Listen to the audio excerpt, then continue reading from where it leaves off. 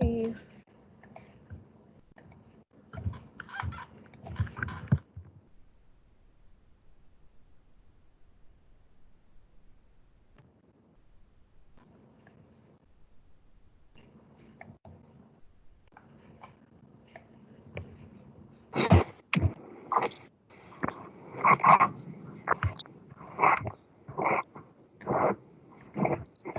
Going to give people a little more time to join. Thank you guys for being here today.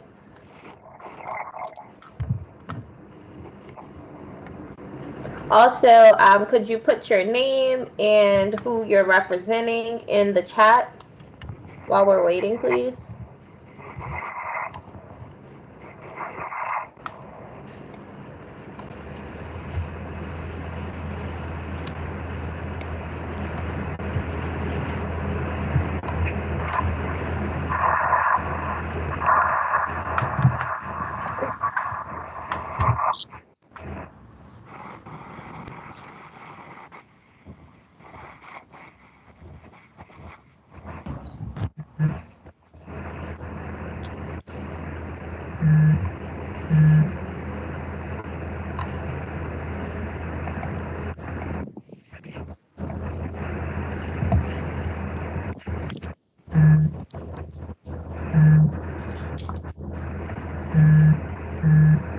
Okay.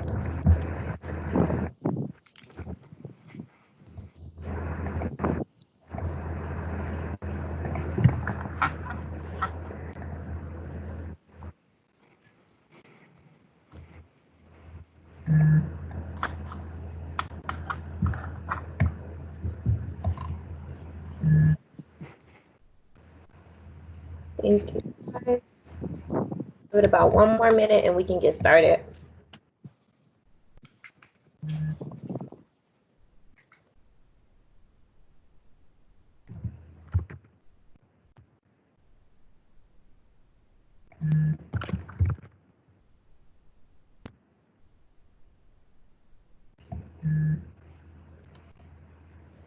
Okay, I see we have Two Rivers, Inspired Teaching Demonstration PCS, welcome, Children's Guild, DC Prep, Bria, Washington Leadership, Basis, DC Bilingual. Also, this training is for new enrollment audit POCs. Just as a reminder, granted, if you're returning, this will work for you as well, but it's just a little bit more information than what was in this morning's sessions for returning enrollment audit POCs. Okay. All right, you guys, let's get started. So welcome to the new enrollment audit POC training for start of school year 2021. Thanks for joining. Firstly, I want to thank you all for all of your work that you've been doing with your students and trying to get them enrolled. I know this is a difficult time, but you guys have been being very innovative, trying to move this process forward, asking great questions, giving me great feedback in how to improve this process, and I appreciate it all. I am Diamond Bynum. I'm the statewide enrollment audit manager. This is my first time being in this role as well, so we're kind of on the same page. I'm learning, you're learning, and I hope to collaborate and make this a successful enrollment audit. So start of school, this is part of a series of sessions that help schools get ready for the school year. This year, we're focusing on data connectivity, LEA faculty and staff data collection, early access to student data, transportation, and no shots, no school immunizations. There are a number of other trainings available to you guys. Here is a calendar with those trainings. You will receive the slides. Well, you should have received the slides prior to this, but I can resend them, and you can go through this and figure out if any of the other sessions suit your needs and your role. There is also a 2020 Kid Talk, Thursday, August 13th, 2020, that is virtual. It is an extension of the Bridge to High School program, and you can reach out to Janae, and her contact information is here as well. So we'll get started on the enrollment audit. I ask that if you have questions, it is fine to put them in the chat. I will address them at the end of the presentation, just for sake of time and keeping us on track. But if there's something like you're really adamant about asking during the presentation, I can unmute you. Thank you. Okay. So for our agenda today, we'll go over the objectives of the enrollment audit, the purpose and the scope of the enrollment audit, the enrollment audit process, as well as COVID-19 updates, the enrollment audit phases, support systems we have in place to get you through this process, and then we'll address your questions. So this session is intended to help you know the purpose and the scope of the enrollment audit, the process and the timeline of the enrollment audit, and the preparation necessary to have a successful enrollment audit this year. So what's new for POCs? Well, there are a ton of things new for you because you're a new enrollment audit POC, but in general, this is new for everyone in that there's an e-file for remote auditor review. So for the 2021 school year, there will be an option to do your fieldwork phase remotely. LEAs can select the traditional option of in-person review of their physical documents or the submission of an e-file, which I will get into later in the presentation as to what that e-file looks like. The expanded use of the OSCE residency verification tools. So this year we have added newly enrolled students, pre-K3 and pre-K4 students into this tool. A number of LEAs have said this has helped them with their enrollment process, and it's a great add for this school year. And we have updated the standards for auditors, meaning there will be fewer rejections because they should just be checking to be within statutory requirements. So less restrictions than last year. So there are 4 things enrollment audit POC should be aware of, that being the objective of the enrollment audit is to accurately determine the enrollment of all students funded by the district. The enrollment audit is allocated on a per student funding via the UPSFF, which is the Uniform Per Student Funding Formula. There are 2 components of the enrollment audit, that being residency verification and an audit of students with IEPs, also known as child count. And IEPs are individual education programs. The enrollment audit for the 2020 school year will begin on October 5th, 2020. Okay, so COVID-19 guidance updates. A number of you, you guys should have received these, but this is like an overall summary of all of those updates. So since March, we understand that we're going through a public health crisis, and we have made efforts to try to help you guys through this process. And one of those things are being the expanded use of electronic document submission. Another is the expanded use of the OSCE residency verification tool, as mentioned earlier, which aids in less documentation needed to be collected from enrolling persons by LEAs. We've made parallel adjustments to the DC DMV documentation expiration dates. We understand that the DMV has been closed and just very restricted, so we don't want that to prevent students from getting enrolled. We've also added unemployment insurance benefits as a valid supporting documentation to be provided, since some parents aren't able to get pay stubs because they're newly unemployed. We understand that, and we're making efforts to try to help them still get their students enrolled. We also released guidance on remote home visits in efforts to help with social distancing that everyone's worried about, as well as allow for use of lease proof of payment that has an explanation letter, so that the proof of payment does not match the lease amount. That would be okay. They just need that explanation letter to let us know that their landlord has approved that. So the purpose and scope of the enrollment audit. So by DC code, OSCE must annually collect enrollment counts for resident students attending DC public schools whose tuition or education schools or programs are funded by the district. We are also required to identify weaknesses in the enrollment systems, procedures, and methodology at the LEA level. As some of you know, and some of you are a part of the Enrollment Audit Working Group. So I always appreciate your feedback and your engagement in trying to improve this process and move it forward. The purpose of the enrollment audit is to administer public education funding equitably using the UPSFF. To calculate the number of students in district public schools whose tuition or educations or programs is paid with district funds, and validate residency for students enrolled in DC public schools and public charter schools. So how do we conduct the enrollment audit? So OSSE contracts auditors who visit since there is a remote option this year, public and public charter schools in the district. They review the residency documentation for each student enrolled by October 5th and provide LEAs funding based on those confirmed number of district residents. The process. So there are 6 phases, and in between those phases of the enrollment audit, there are certifications. So we'll go through each of these phases and what they look like and what those certifications look like in between as well. So the first phase is our pre-audit prep. This is when LEAs ensure demographic and enrollment data are error-free. Our second phase is trainings and data freeze. LEAs confirms all students enrolled in their SIS by 4 p.m. Fieldwork phase is when OSSE's auditors review residency documentation for each school. Issue resolution, LEAs reconcile discrepancies found during the auditor review.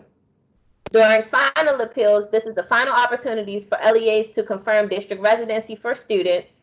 And reporting is when OSSE publishes the final enrollment audit report with audited enrollment for the school year. Okay, phase 1.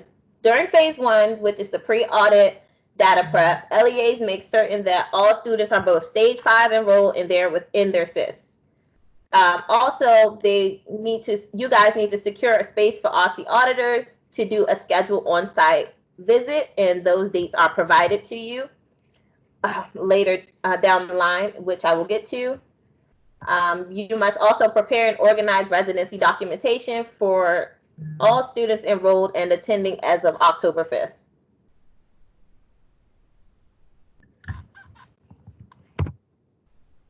Okay, these are our stages of enrollment. So our goal is to get to stage 5. This is when you're getting funding for your students. They're receiving services at the school. So stage 1 is the application to attend. Stage 2 is a notification of an available slot to the enrolling person. Stage 3 is the acceptance of that available slot. Stage 4 is registration in an LEA SIS, and stage 5 is that student actually receiving services at the school. So schools should identify space for in-person audits. So please ensure the space identified is large enough to accommodate the size of OSSE's audit team. There are typically about 3 auditors per 100 students in the initial sample size. The space must be Wi-Fi accessible. So I know some LEAs, like, they'll do like a pre-test on whether or not their Wi-Fi could sustain for other parties being in the building, or like they'll just test different areas in the building to make sure the signal is strong enough. They ensure the availability of contingency space. So in the event that, the auditors can't do it in the gym and you need them to, I don't know, move to your cafeteria, like just having out a contingency plan for that to happen. And LEAs must identify the site at which the school location. OSSE auditors can review residency documentation for students with disabilities attending non-public schools. Binder prep. Okay, there must be 3 separate binders. There must be 3 separate binders, and those binders would be pre-K3 and pre-K4, K through 12 binder, and a non-public student binder. If you don't have students that fall into one of the categories, then you don't have to provide a binder, of course, for that group. All enrolled student residency forms must be placed alphabetically in the binders, and there must be at least 3 binders for each school. LEAs should organize the DCRV for each student with the supporting documentation immediately following the DCRV. Do not staple any of the documents to ensure a speedier, cleaner review by the auditors. So e-file preparation. So as I said previously in the presentation, it would be an option to do an e-file for your binders this year, and this is how it would look. So you would still organize the DCRV form in front of the supporting residency forms, and it would be at a max of 15 gigabytes, and it needs to be a PDF. Sorry. Files should be created and loaded into the enrollment audit box folder in the following order. So I know you guys are new. Box is a file sharing cloud that we have. And if you don't have access, or you haven't even heard of it, we can talk offline after this so I can explain to you, what it is and how that works. So you would initially have the school folder. Within that school folder, you'll need a K through adult folder, your non-public folder, and a pre-K3, PK4 folder as applicable to your LEA. Then within those folders, there will be student folders in alphabetical order. If your school's enrollment audit population folder exceeds the file size, you can break them up alphabetically. So you could do like A through M, N through Z. That's okay. And in each student folder, the supporting residency documentation should immediately follow the DCRV form for that student. Files should be submitted by October 15th, 2020, and LEAs will have access to your folders up until this point. Also, you still will receive a date of when the auditor will be reviewing your folder so that you can initiate, so that you can initiate issue resolution. Details on those dates will be released with the larger fieldwork schedule.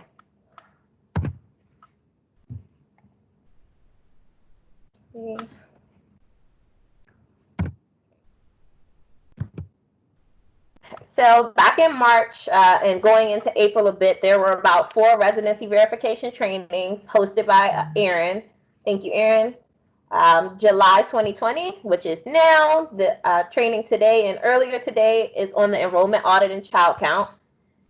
End of August, beginning of September, there will be an EACCA training, which is the enrollment audit child count application. This is the application that you will be working with for majority of the enrollment audit. And then there's a head of school certification training, which is end of September, early October, where head of schools will learn how to sign off on those certifications within the phases that we talked about in the beginning. Certification. So the initial data freeze takes place Monday, October 5th at 4 p.m. Head of schools will have until October 9th between 9 a.m. and 5 p.m. to certify that enrollment.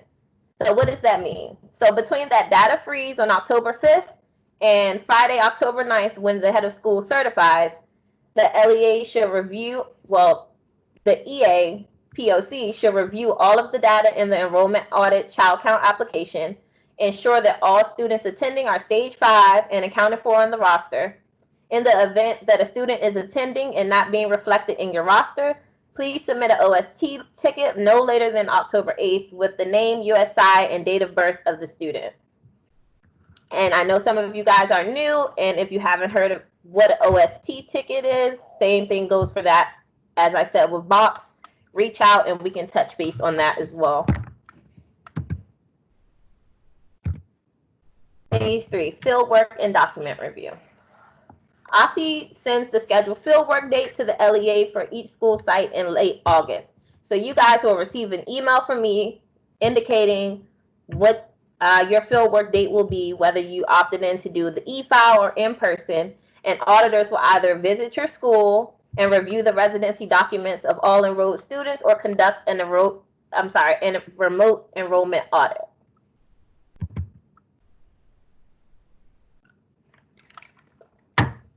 Again, residency documentation. Our auditors are reviewing documentation to ensure the required student residency documentation is complete, legible, and valid.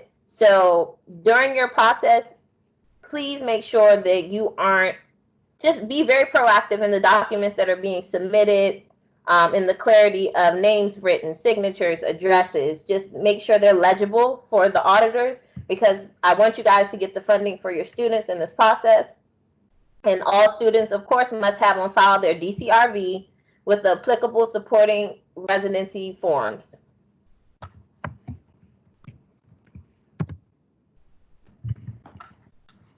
So, residency sampling.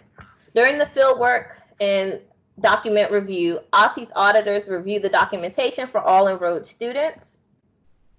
Auditors review 100% of the DCRVs for every enrolled student, so no matter what, a student needs a DCRV. 20% random sample of the supporting residency documentation of all students between K and adult who are not OSSI verified will be reviewed. 100% supporting residency documentation of enrolled students of pre-K3 and pre-K4 who are not OSSI residency verified will be reviewed as well. And 100% of supporting residency documentation for students placed in non-public placements. The initial random sample size for residency supporting documents review is 20%. OSSI residency verified students are excluded from the initial random sample. Those are students who are receiving SNAP, receiving Medicaid, TANF, their wards of the state, McKinney-Vento homeless, verified using our tax and revenue validation system. If 5% or 2 students, whichever is greater, of the initial random sample size fails to have accurate residency supporting documents, OSSI auditors will move to an immediate 100% review of the potential sample population. So let's see what that looks like.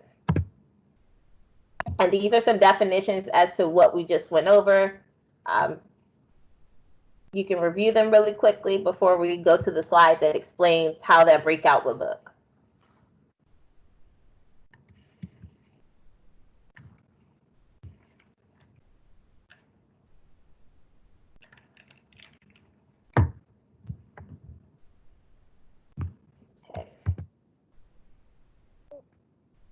Okay, so this is an example. So let's say your school has 200 students and OSSI verifies residency directly for 32 of them in 4 of the cases, as we mentioned previously, McKinney-Vento, wards of state, etc. So those 32 students will be taken. Those 32 students will be taken out of your sample population, so you wouldn't have to worry about them. So that'd be 168 students, and your potential your sample size would be 34 students. Remember, if 5% or 2%, whichever is greater, of the initial random sample size fails to have the accurate residency supporting documents, OSSI auditors will move to an immediate 100% review of the potential sample size. So the initial fail rate is less than 2. So if 2 students in this initial size fail, OSSI auditors will immediately review residency supporting documentation for 100% of the sample size.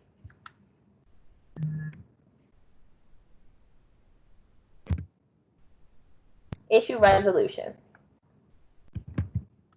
So this is the case when you submitted documents and you said these are the supporting documents for my students, and the auditor rejects those documents. This is where you can come back and either explain what you can come back and provide updated documents or more clarity to the information that made you get rejected for that specific student. So schools can review the results from the review date 3 business days after the start date. Schools must respond to any rejected residency decisions within 5 business days of receiving the results.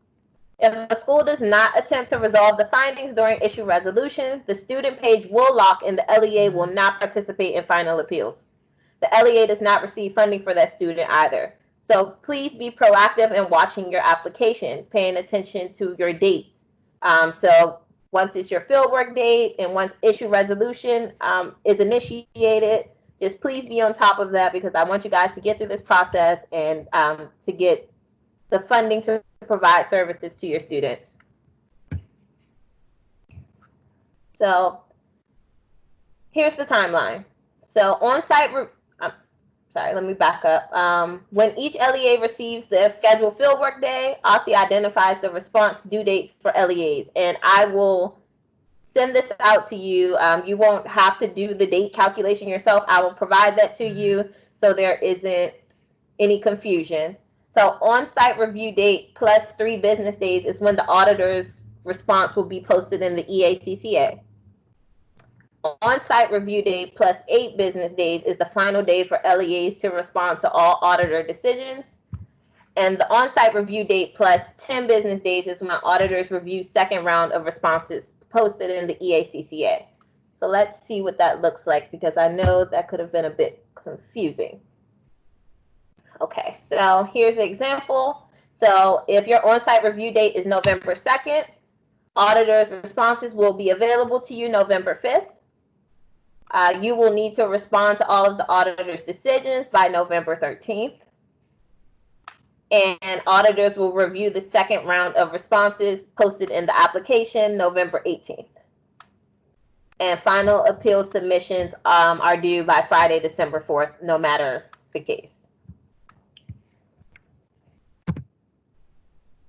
Certification. This is the certification that finalizes the child count numbers for students with disabilities and confirms the demographics of the LEA schools population. It is not certification of residency status. It is to be completed by the head of school, just as the first certification was completed by the head of school by Friday, November 13th between 9 a.m. and 5 p.m. To certify accurate demographic information, LEAs must submit all OST tickets by Friday, October 30th, and update information in their SIS no later than Thursday, November 12th at 4 p.m. Phase 5 is final appeals. So we're almost through to the end. This is when LEAs submit all requests with supporting residency documentation for final appeals by December 4th, 11:59 p.m. OSSI will review residency documentation prior to scheduling an appeal. If accepted approved, a final appeal will not be scheduled. LEAs will be notified if OSSI will hear the requested final appeals no later than December 8th. To be a part of the final appeal, you must have a few things. You must have participated in the issue resolution phase through submission of corrected documentation, as well as uploaded residency documentation at the time of the final appeal request. If an LEA does not participate in the issue resolution to resolve the residency finding, then the student record is locked in EACCA. The student is considered an unverified student, and the LEA will not receive UPSFF funding for the student. The third and final certification is to be completed by the head of school on December 16th. Between 9 a.m. and 5 p.m., the certification determines the final audited enrollment for the school year. And the reporting phase. At this point, you guys' work is done. It is up to myself and OER to create and publish the final report. The final report identifies the final certified enrollment count. Unverified resident. So at the conclusion of the enrollment audit, an LEA may have unverified students for which the LEA does not receive UPSFF and are not enrolled non-residents with tuition agreements. Starting in the 2021 school year, the LEA will be required to resolve the documentation issues for these unverified students. This specific guidance can be found in the EACC Handbook. And this is new for this school year again, but you guys are new, so it wouldn't be a comparison for you. Systems. So how can OSSI support you in this effort? Data questions or technical assistance for applications and data systems during the enrollment audit must be submitted via the OSSI support tool. That's OST, as I mentioned earlier. Enrollment audit policies can be looked to for binder setup, sample population size questions regarding the fieldwork dates, residency document review. Any questions that you can identify the answer to, please feel free to email them to the Aussie Enrollment Audit at dc.gov email. You can email me directly at diamond.bynum@dc.gov, or you can reach out to Erin, who is our Director of Enrollment and Residency, at erin.parrott@dc.gov. Additional supports in helping you with this is the Enrollment Audit Child Count Handbook, as we spoke about, the OST, the 2021 LEA Data Collection Template, our Unified Data Errors Guide, and Entry and Exit Code Guide. Q&A. Also, thank you, Erin, for answering a number of these questions during the presentation.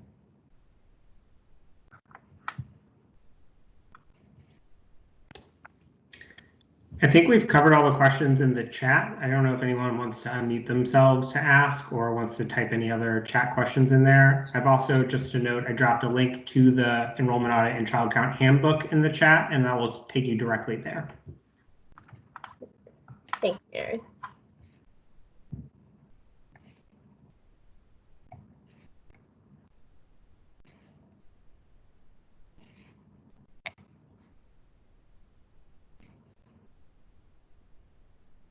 Does anyone else have a question?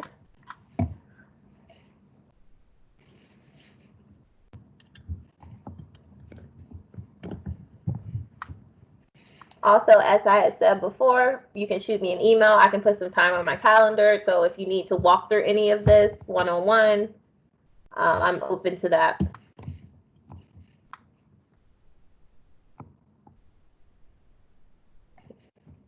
Thank you.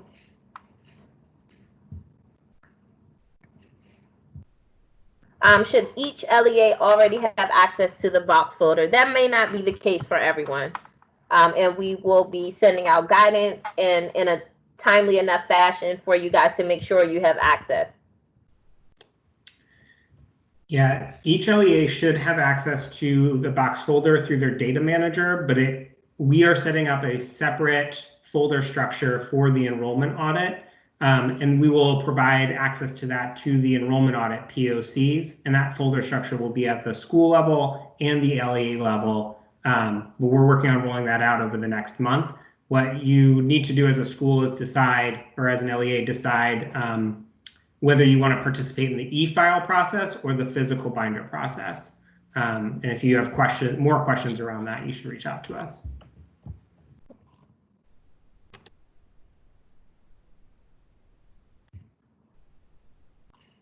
Erin, can you grab the question about 3 binders regardless of school size, please?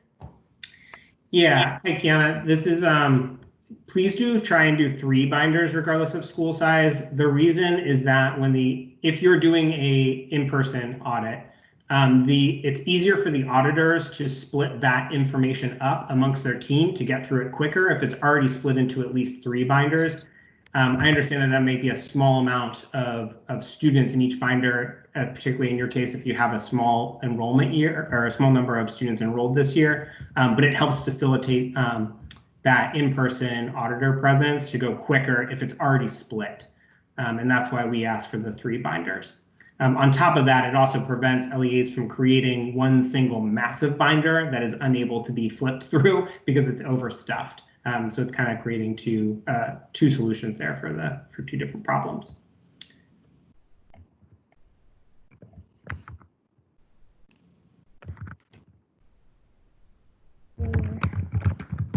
And then I see that Michelle had asked the question around the PDF.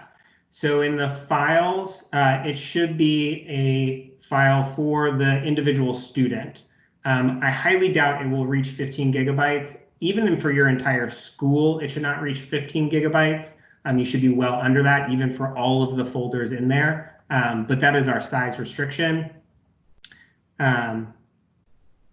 So when you're creating the PDF, it should be for each student, not all the students into one PDF. If you would like to do a different process than what we've outlined here or what's outlined in the handbook, there is time for you to think about what that process is and submit that to us, but it would be conditional on agreement between the LEA, OSCE, and the auditor.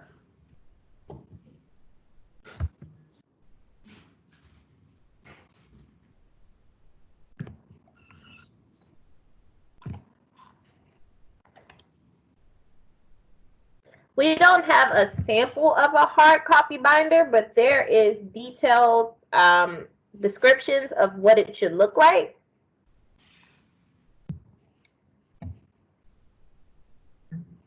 You're welcome.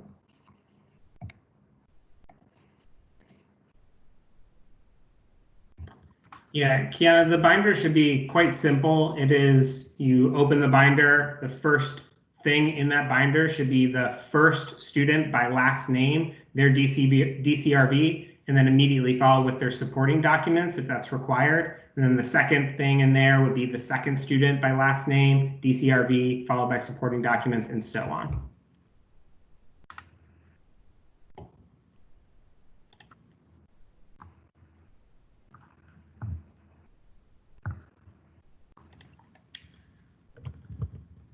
I think this is Chris Meehan is asking about the e-file process. Are you going back to that slide? Okay, great.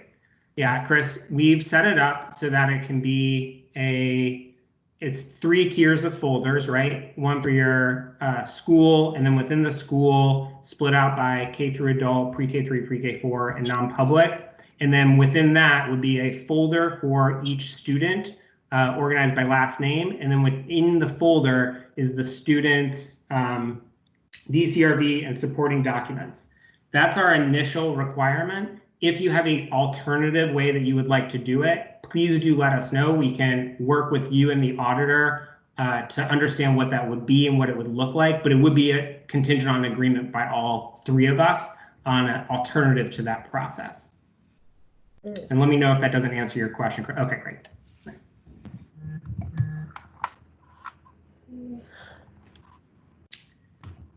Hillary, you would create the names for the school, sorry, everything after the school. So we'll have folders in there at the school level, but then the folders for pre-K3, pre-K4, K through adult, non-public, and then you would create all the student names, because we won't have a good sense of your student names until October 5th, and you'll have access to this prior to that, so you can start to build what those student name folders are. So you won't have to drag everything in. You could drop all your individually created student folders directly into Box.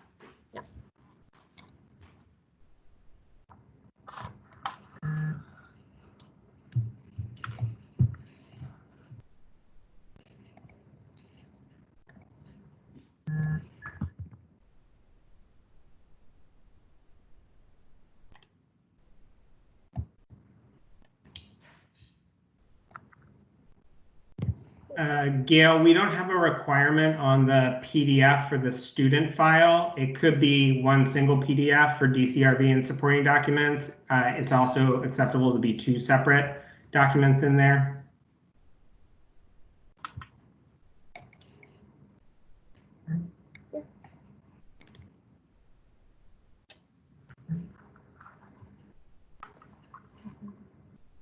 Yeah. For the hard copy binders, yes, that's fine.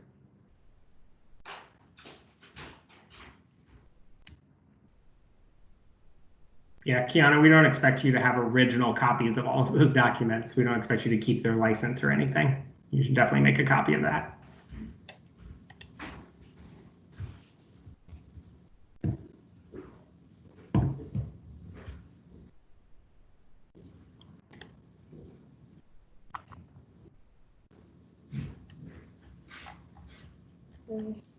Anyone else have any questions? I know you guys are new, and that's totally fine. If you think of questions after this, like, go back through the slides, see what you're still unsure of, go to the handbook and see if you can fill in answers with the handbook. If you're still at your wit's end, give me a call, shoot me an email, and I'll help support you.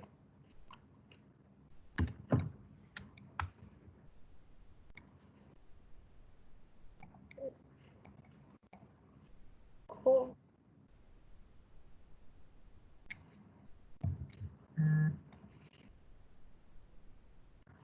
Aaron provided a link initially when this started with the handbook. Hold on. I'll recopy it. I just posted it again. Okay, thank you. Mm-hmm.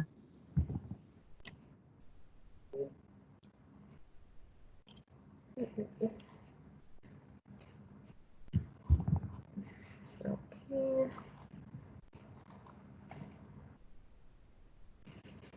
Awesome. So if there aren't any more questions, I think we're good to go. Aaron, did you have anything else you'd want to say? No, I don't have anything else to add. Okay. Sorry, guys. Sunglasses issues. All right. Thank you guys for joining. I really appreciate you in this process. So reach out to me again, like I said, if you need me, and this will also be posted. The video, you'll have the handbook as a resource, you'll have the presentation, and then you have me and Aaron. So have a great rest of your week. Keep trucking forward, stay safe, and I will see you guys later.